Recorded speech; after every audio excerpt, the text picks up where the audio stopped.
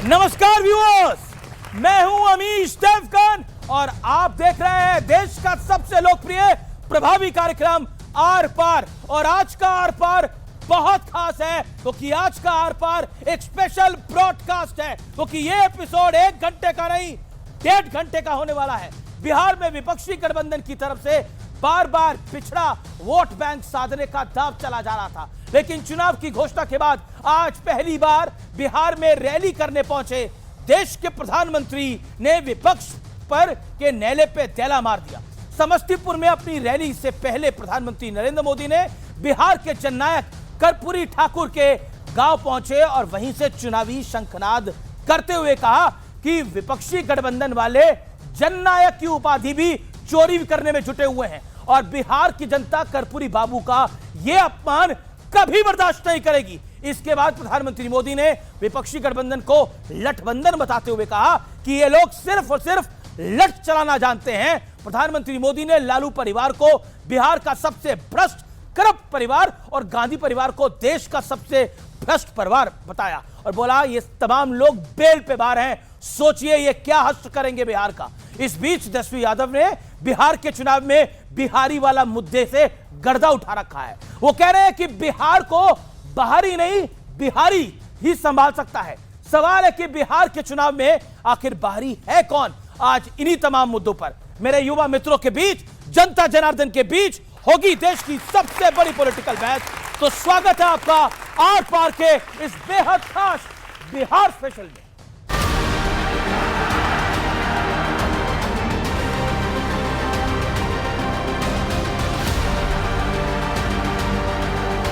लोकतंत्र के महापर्व का बिगुल बज चुका है। चुनाव की घोषणा के बाद आज प्रधानमंत्री मोदी की बिहार में पहली रैली थी और इस रैली से पहले पीएम मोदी जननायक कर्पूरी ठाकुर के गांव पहुंचे और इसके बाद चुन चुन कर विपक्षी गठबंधन पर प्रहार किया। ये लठबंधन वाले जिन लोगों को चुनाव लड़वा रहे हैं उससे साफ हो जाता है कि ये पुराने दिन वापस लाना चाहते हैं। चोरी की इनकी आदत ऐसी है कि अब जननायक की उपाधि की चोरी में जुटे हैं।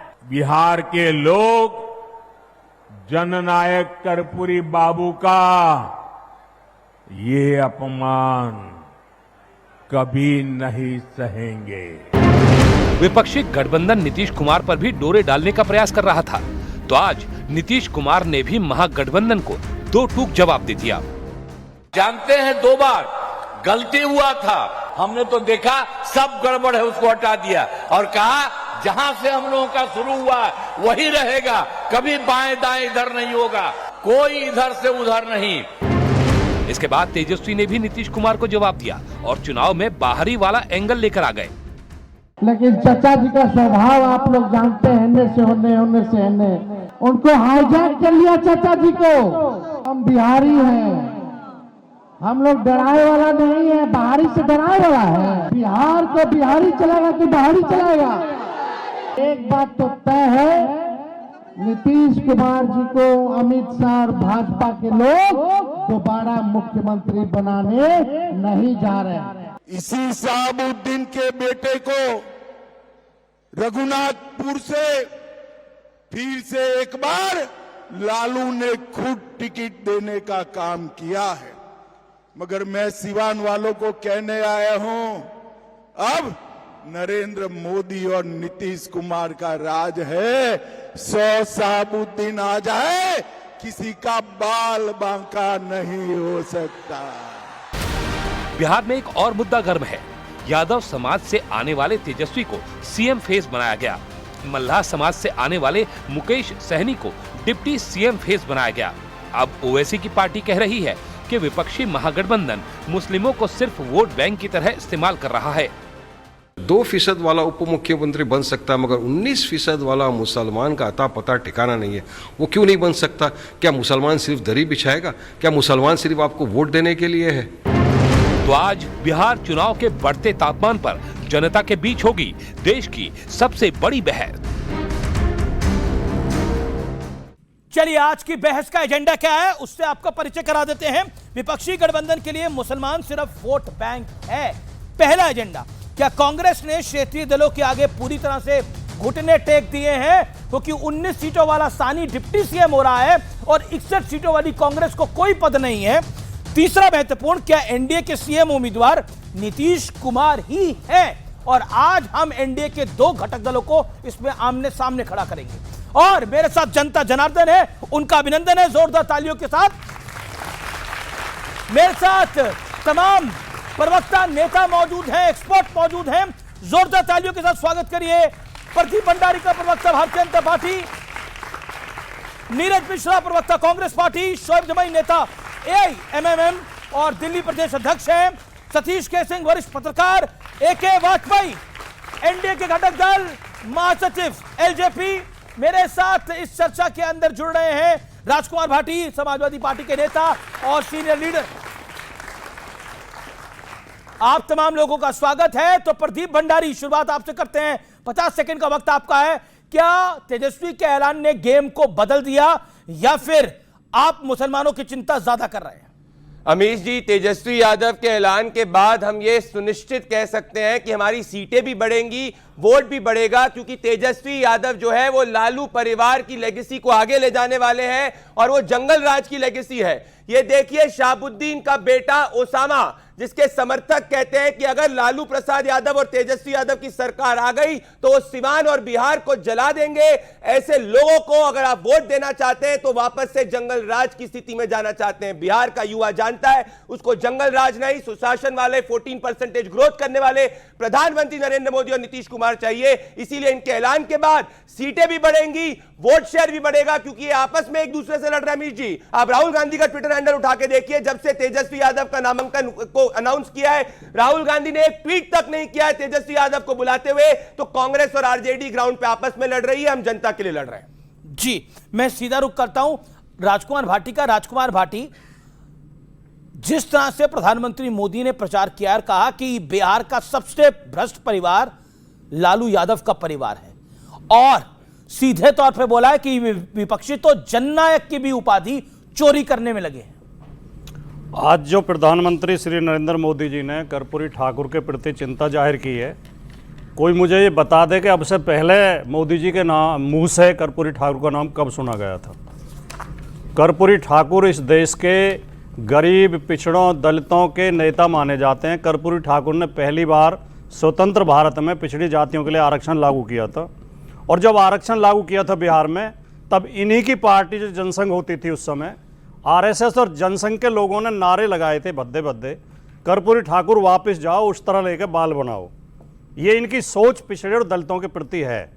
आज मोदी जी अगर बिहार में जाकर कर्पूरी ठाकुर का नाम ले रहे हैं तो ये हर नागरिक महसूस कर रहा है कि ये केवल लोगों को गुमराह करने के लिए, लोगों को बहकाने के लिए, क्योंकि बिहार का 85% पिछड़ा, दलित, अल्पसंख्यक एकजुट होकर एनडीए की सरकार को हटाना चाहता है। लेकिन जिनका सहयोग आप कर रहे हैं वो भी तो कहते थे भूरा बाल साफ करो, जिनका सहयोग आप कर रहे हैं। माननीय लालू यादव जी ने कभी ये शब्द नहीं बोला जो आप बोल रहे हैं, भूरा बाल साफ करो।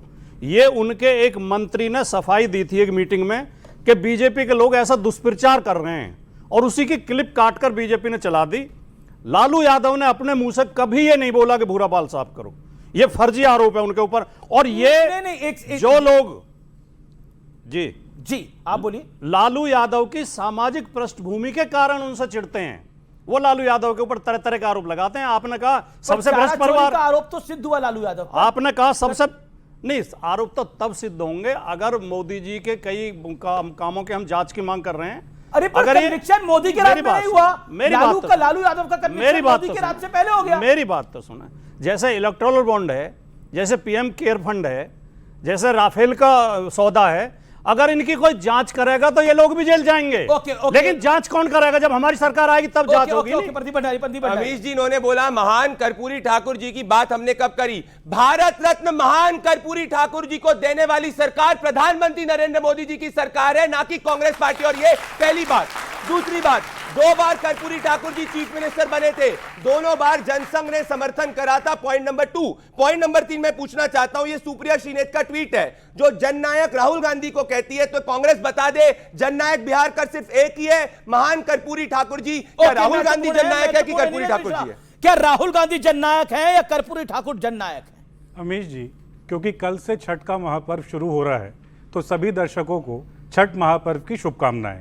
और आपको एक मजेदार बात बताते हैं, सभी बोल देते हैं भाई छठी मैया की जय। तो सबसे मजेदार बात क्या है, छठ के पर्व की शुरुआत जो होती है वो जो अस्ताचल सूर्य होता है, जो डूबता हुआ सूर्य है, उसको अर्घ देकर होती है। तो बिहार के अंदर जो डूबता हुआ गुंडा गठबंधन है उसके बारे में आपको थोड़ा सा बता देते हैं, क्योंकि उनके पास चेहरे के नाम पर कौन है जी? नीतीश कुमार। नीतीश कुमार वो जो सदन के अंदर महिलाओं के बारे में जो बोलते हैं वो इस मंच से मैं बोल नहीं पाऊंगा, सदन के बाहर अपनी रैली में महिलाओं के कपड़ों पर टिप्पणी करते हैं। तो जिनकी विकृत मानसिकता है वो इन गठबंधन के चेहरे हैं।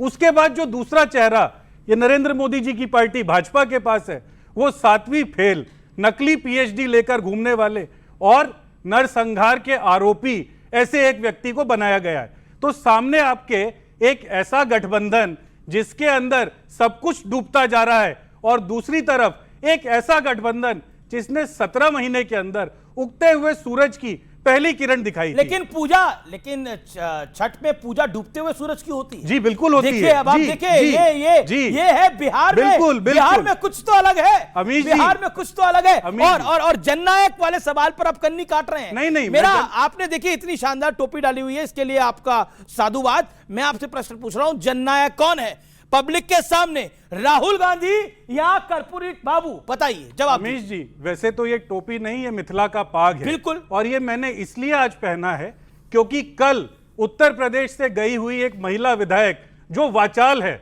उस वाचाल महिला विधायक ने इस पाग का अपमान किया, इस पाग को फेंका। और ये वो पाग है जो मिथिला में अपने पाहुन को, अपने गेस्ट को दिया जाता है ऐसा सम्मान, क्योंकि मिथिलावासी सहिष्णु है, उनको छोड़ दिया गया। अगर उस वाचाल महिला विधायक ने यह गलती पंजाब में की होती, किसी हमारे सिख भाई के अगर पगड़ी पर हाथ डाला होता, तो सोचिए उसका क्या बीजेपी को कार्रवाई करनी चाहिए। मैं आपसे सवाल पूछा हूं, जननायक कौन है? फिर आप कन्नी काट रहे हैं। तीसरी बार सवाल, देखिए ना, जननायक कौन है? कर्पूरी बाबू या राहुल बाबू? अमीश जी, कर्पूरी ठाकुर या राहुल गांधी? सीधा सवाल।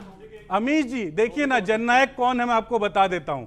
जिन्होंने बिहार के अंदर 26% आरक्षण की बात की थी, उस बात जो इनको पसंद नहीं आई, तो अप्रैल 1989 में उनकी सरकार को गिरा दिया। उन कर्पूरी ठाकुर जी को तो जननायक मानते हैं, हम भी मानते हैं, लेकिन जब हमने कास्ट सर्वे कराया और उसके बाद हमने भाई साहब, मैं सवाल बड़ा सरल पूछ रहा हूं। मैं कह रहा हूं कर्पूरी ठाकुर जी जननायक है, राहुल गांधी जननायक है? जवाब दीजिए ना। अमीश जी, आप जलेबी बना रहे हैं। राहुल जी